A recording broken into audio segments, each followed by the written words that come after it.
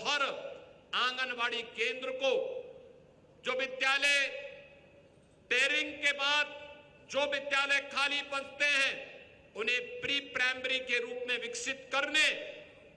और pre primary के साथ बाल वाटिका, आंगनवाड़ी केंद्रों को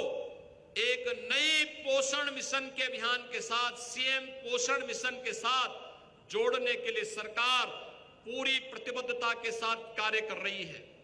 हमारा भविष्य जितना उन्नत होगा, जितना हमारा वर्तमान उन्नत होगा, उतना ही भविष्य सुरक्षित होता हुआ दिखाई देगा। इन बच्चों को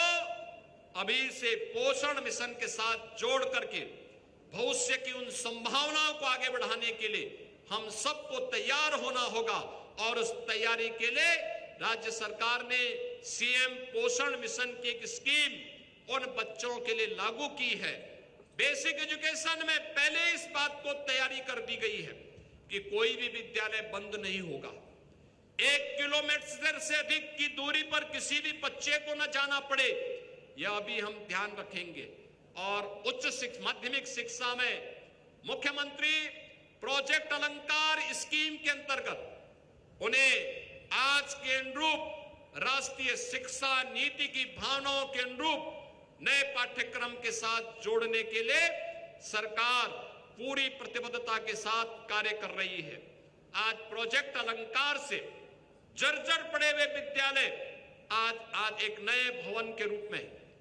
डिजिटल लाइब्रेरी के रूप में, स्मार्ट क्लास के रूप में और अपने नए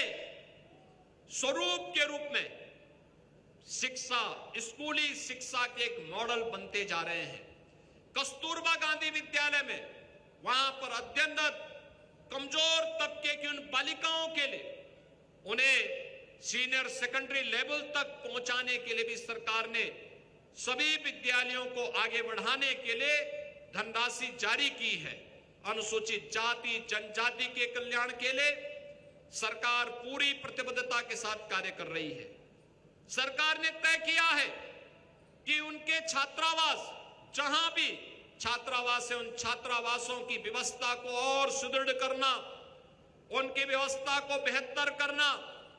बाबा साहब डॉक्टर भीमराव अंबेडकर के उन सपनों को साकार करना जिन्होंने हर नागरिक से और खास तौर पर अनुसूचित जाति जनजाति से जुड़े हुए छात्रों का आह्वान करते हुए बाबा साहब ने कहा था कि अगर सामाजिक विषमता को दूर करना है, हमें शिक्षा पे ध्यान देना होगा। हमें आर्थिक रूप से संबल बनना पड़ेगा, मजबूत बनना पड़ेगा और शिक्षा उसका बेहतरीन माध्यम बन सकता है। उनके छात्रावास बनाना, जहां छात्रावास नहीं है वहां पे छात्रावास के नए निर्माण को बाबा साहब की स्मृति को समर्पित करते हुए जहां सरकार कार्य कर रही है, वहीं सरकार ने यह भी तय किया है कि लखनऊ में बाबा साहब डॉक्टर भीमराव अंबेडकर जी की स्मृति में एक इंटरनेशनल सेंटर का निर्माण जो वर्तमान में चल रहा है, इस वर्ष उसे पूरा करते हुए बाबा साहब डॉक्टर भीमराव अंबेडकर के जीवन पर नए शोध को बढ़ावा देने के लिए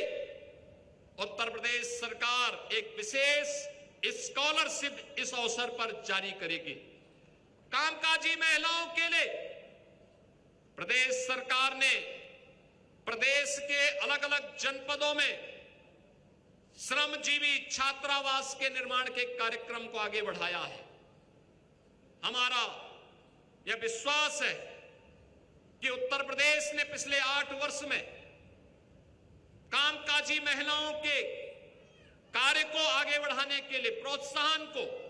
और समाज में उनके कंट्रीब्यूशन को आगे बढ़ाने के लिए उनकी संख्या 14% से बढ़कर के अब 35%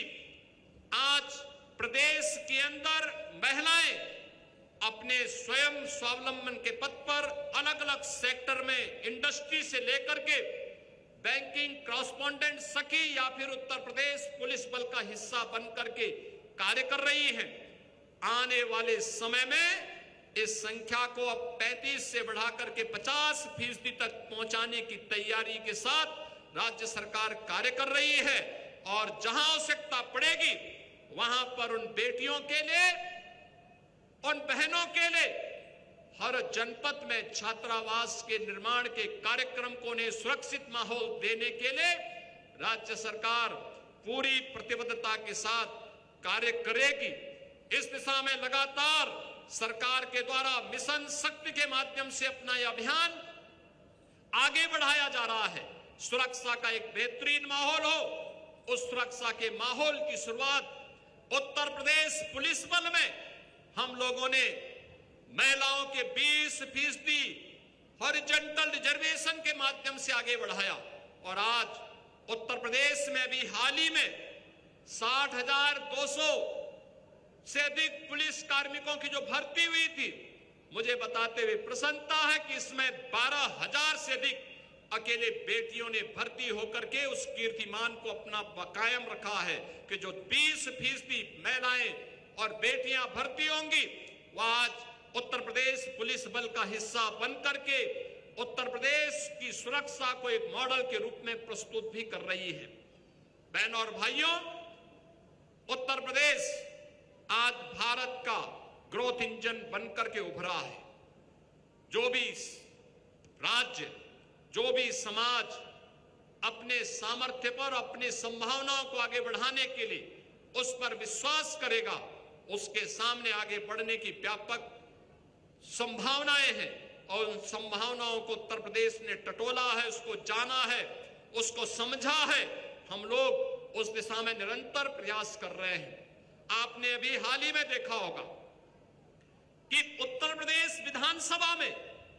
अक्सर लोगों की धारणा होती है कि विधायिका में कामकाज का माहौल कम दिखता है, लेकिन आपने देखा होगा कि 17वीं विधानसभा में भी और 18वीं विधानसभा में भी कैसी विधायिका कार्य करती है, रात रात भर जग करके कार्य करती है। उसका एक मॉडल आपने देखा होगा। रात्रि भर पहले 36 घंटे तक सस्टेनेबल डेवलपमेंट गोल्स पर उत्तर प्रदेश की विधानसभा में 17वीं विधानसभा में लगातार 36 घंटे से अधिक समय तक चर्चा हुई थी। ये सस्टेनेबल डेवलपमेंट गोल्स क्या है? ये गोल्स वही हैं जो एक आम नागरिक की आवश्यकता है, जिसके लिए केंद्र में प्रधानमंत्री मोदी जी के नेतृत्व में पिछले 11 वर्ष के अंदर कुछ बेहतरीन कार्य हुए हैं, जिनके बल पर आज भारत दुनिया की एक बड़ी आर्थिक ताकत बनकर के आगे बढ़ा है। और प्रधानमंत्री जी के उसी आह्वान पर उत्तर प्रदेश विधानसभा में, विधान परिषद में, दोनों सदनों में लगातार ये चर्चा इस बात की ओर हम सबका ध्यान आकर्षित करता है कि नहीं, विधायिका चाहे तो हर कार्य को संभव कर सकती है। जहां भक्ति है हर शब्द में, कथाओं में छिपे हैं दिव्य रहस्य और ज्योतिष देता है जीवन को दिशा। धर्म से जुड़ी हर बातों को जानने के लिए हमारे चैनल स्तुति को सब्सक्राइब करें।